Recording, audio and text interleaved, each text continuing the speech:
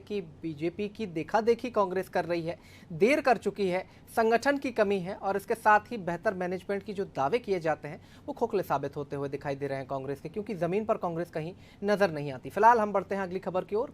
कहते हैं कि अगर हौसला बुलंद हो तो राहें छोटी नजर आती हैं। असमय विपरीत परिस्थितियों में भी हौसला आपको हर काम करने के लिए नई राह जरूर दिखा देता है। कुछ इसी तरह कर दिखाया है पन्ना जिले के पवई क्षेत्र के शिक्षक सतानंद पाठक ने।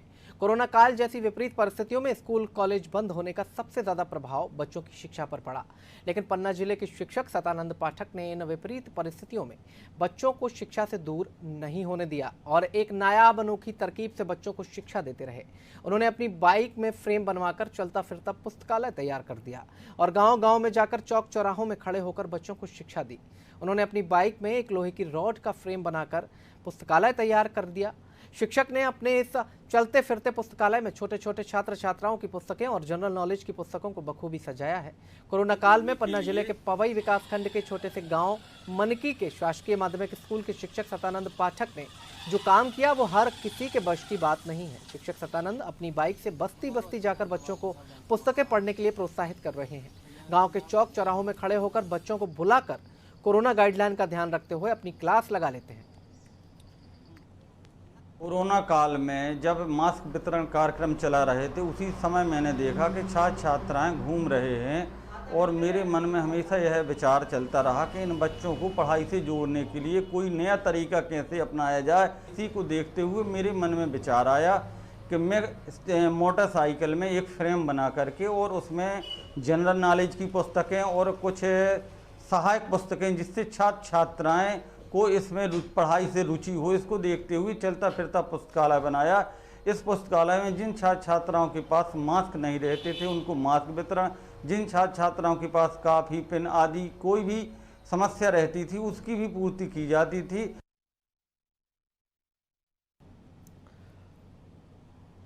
तो आपने देखा कि किस तरह से वो अपनी बात कहते हुए नजर आए हैं। फिलहाल यही सर हमारे साथ फोन लाइन पर जुड़ चुके हैं, अब उनका अनुभव भी जान लेते हैं। सतानंद जी, बहुत स्वागत है आपका नादी टीवी में।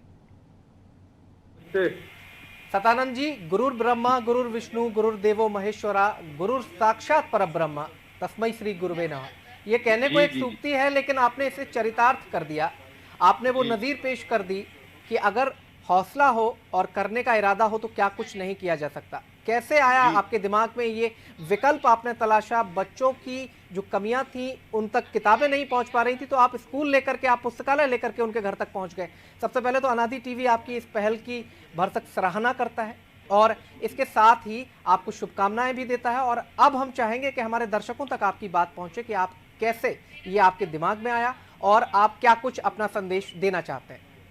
जी सभी आपको बहुत बहुत धन्यवाद जो मेरी एक पहल को आपने इतना बड़ा रूप दिया और समाज तक इस चीज को पहुंचाया जो कि कोरोना काल में चूंकि क्या था कि मैं बच्चों और अभिभावकों को मास्क वितरित करता था, उस समय मेरे मन में विचार बना कि मुझे बच्चों के लिए कुछ करना चाहिए।